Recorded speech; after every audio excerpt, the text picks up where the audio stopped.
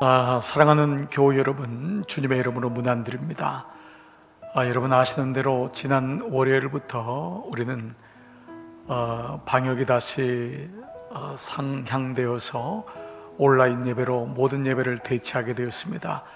이러한 가운데 우리는 이제 내일 주일 예배를 온라인 예배로 드리게 되어서 여러분과 함께 어떻게 하면은 온라인 예배지만은 그 가운데서 하나님의 은혜를 경험하고 또 성전에서 드리는 것과 같은 그 마음을 잃지 않고 예배를 드릴 수 있을까 하는 마음으로 여러분과 함께 말씀을 나누게 되었습니다.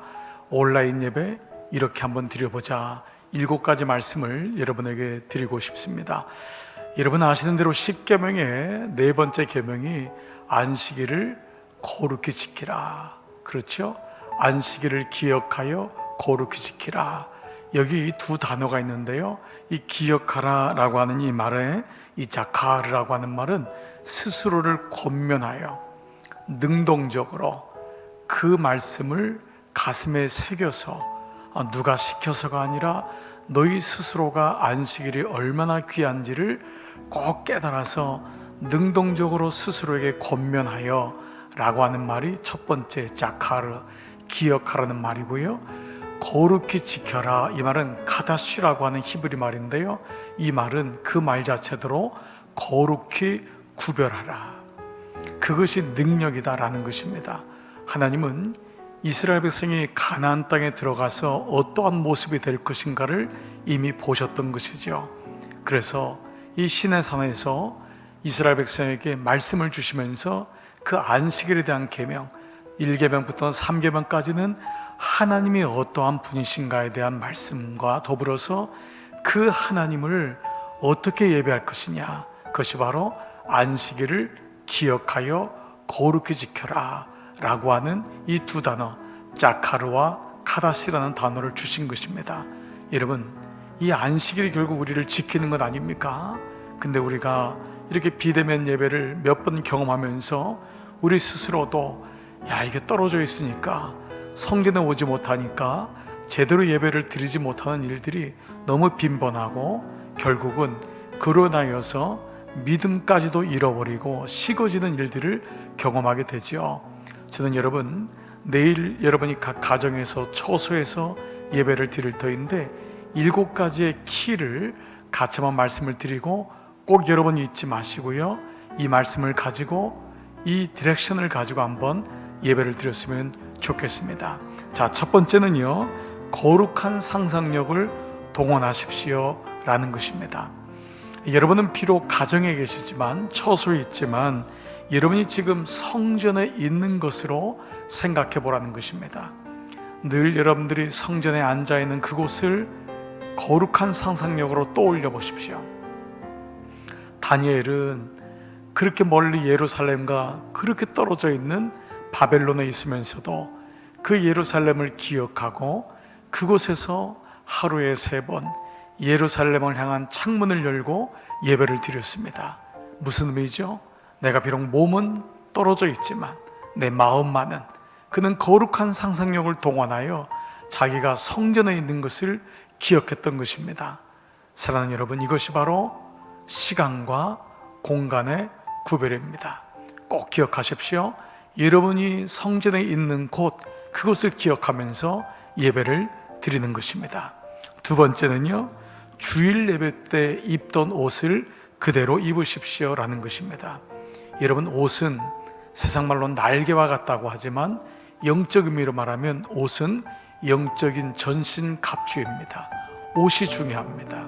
아무도 안 본다고, 그냥 부부끼리 있다고, 아이들끼리 있다고, 교회에서 떨어져 있다고 그냥 입던 옷, 그냥 주무시던 옷, 아니면 대강 그냥 옷 위에 하나 걸치고 예배를 드리지 마시고, 여러분이 주일날 예배 올 때, 성전에 올 때 입었던 옷을 입으십시오.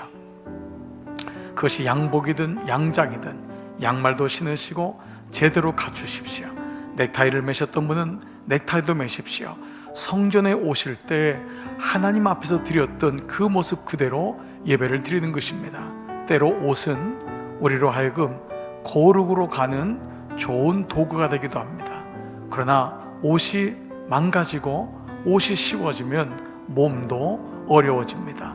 옷을 통하여, 예복을 통하여 마음을 다잡으십시오. 그리고 하나님 앞에 나가는, 하나님께 드리는 예배잠을 잊지 마시고 주일 예배 때 입었던 옷을 꼭 다시 입고 예배를 드리시기 바랍니다. 세 번째는요, 10분 전에 자리에 앉으셔서 준비하시라는 것입니다. 조급한 예배는 이미 반을 잃어버린 것입니다. 우리가 대면 예배로 드릴 때 성전에서도 늦게 오면은 그만큼 은혜에 들어가기가 어렵거늘 하물며 온라인 예배는 더더욱 그렇습니다. 온라인 예배라고 시간을 대충 여기거나 그냥 급하게 들어가게 되면 그만큼 예배에 집중하기가 어렵습니다. 여러분, 예수님 말씀하신 대로 하나님은 신령과 진정으로 예배하는 자를 찾으신다고 했죠.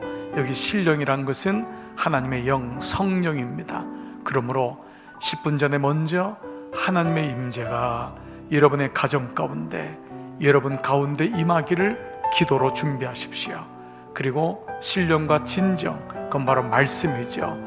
하나님 말씀을 잊지 마시고 그날 주일날 선포된 말씀을 여러분 미리 온라인 주보를 통하여 확인하시고 미리 말씀을 읽어보시면서 은혜 받을 땅을 기경하는 것입니다.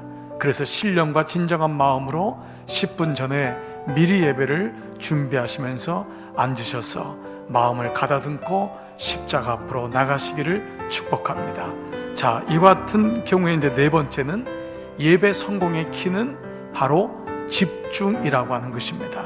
이것이 네 번째 키입니다. 여러분, 예배는 집중한 것만큼 예배의 은혜를 많이 받습니다. 집중하지 않으면 은혜를 결코 받을 수가 없습니다. 그런데 우리가 온라인 예배를 드리면서의 이 연약함이 뭐죠? 이 약점은 집중이 깨지는 것입니다. 환경적으로도 그렇고 여러 가지로 인하여 방해물들이 많습니다. 그러므로 예배에 집중하는 것을 가로막고 있는 것이 있으면 좋지 않은 것입니다.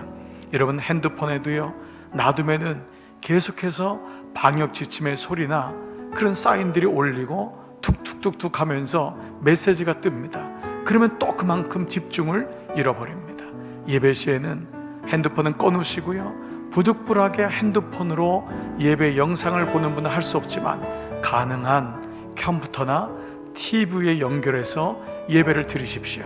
그만큼 큰 것으로 볼 때 더 집중할 수 있는 것은 당연한 이치입니다. 마귀는 어떻게 해서든지 예배의 집중을 가로막습니다.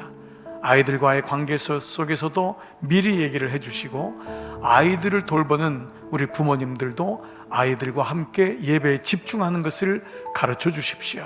당연히 예배 가운데 부부가 있더라도 사담을 하거나 개인적으로 자리를 움직이시는 일이 없도록 마치 성전에서 예배드리는 것처럼 온전하게 하나님께 집중해 보십시오. 하나님의 은혜가 여러분들에게 분명히 임할 것입니다.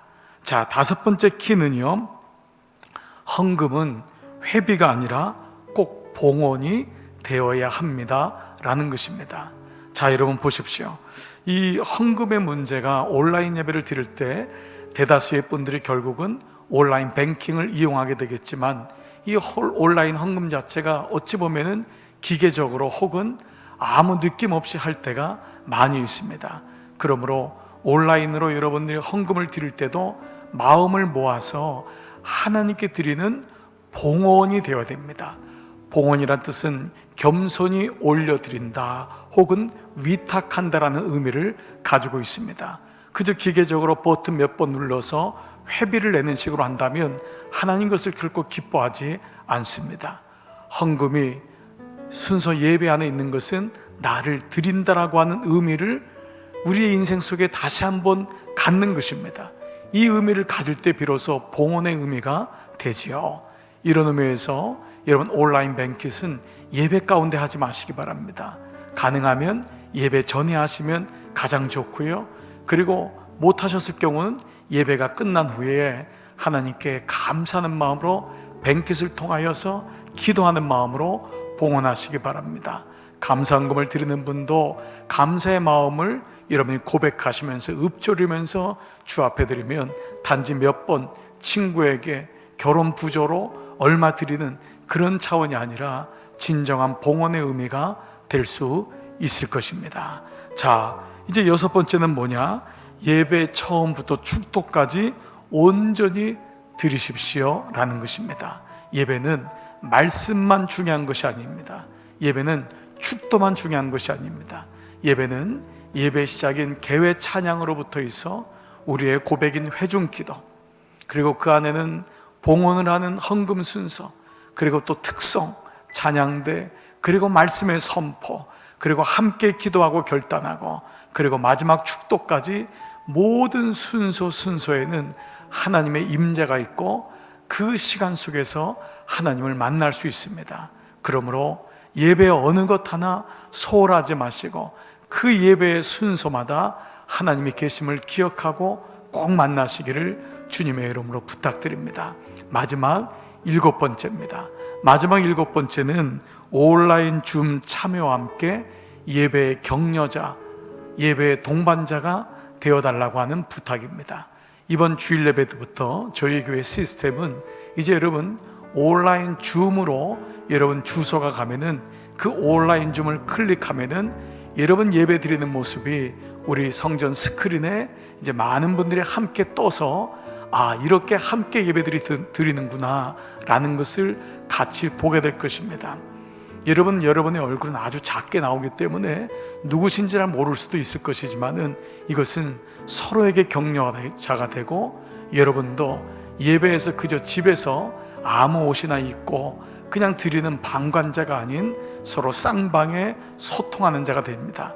여러분이 저를 보고 예배를 드리듯이 저도 여러분이 예배하는 모습을 통해서 격려받고 은혜를 나눌 것입니다. 이 예배는 우리 청년들도 학생들도 아동부 아이들도 함께 보기 때문에 부모님이 이렇게 우리 장로님, 권사님들이, 집사님들이 다 가정에서 예배 드리는구나 라는 모습을 함께 보면서 예배의 격려자가 되고 예배의 동참자가 될 것입니다. 아무쪼록 내일 주일날 있을 예배는 꼭 그렇게 한번 줌으로 함께 예배드리는 여러분 되시기를 부탁드립니다. 사랑하는 교회 여러분, 어려운 때입니다. 그러나 이때일수록 우리가 마음을 다잡고 무엇보다 주일 예배만은 이렇게 드리자라고 하는 종의 마음을 여러분들이 꼭 기억하시고 우리 함께, 저는 성전을 목회자와 함께 지키면서 이곳에서 여러분에게 함께 예배를 보내드리고 또 여러분은 가정에서 그 예배를 함께 드리면서 우리 거룩한 주일 예배 하나님께 온전히 드려 이 기간이 통과되어도 변함없이 성전 예배가 회복되는 놀라운 은혜, 그것이 다르지 않은 같은 은혜임을 고백하는 우리 모두 되기를 주님의 이름으로 축복합니다. 사랑하는 여러분, 고맙습니다. 주님의 이름으로 사랑합니다. 우리 내일 예배 때 뵙겠습니다. 아멘.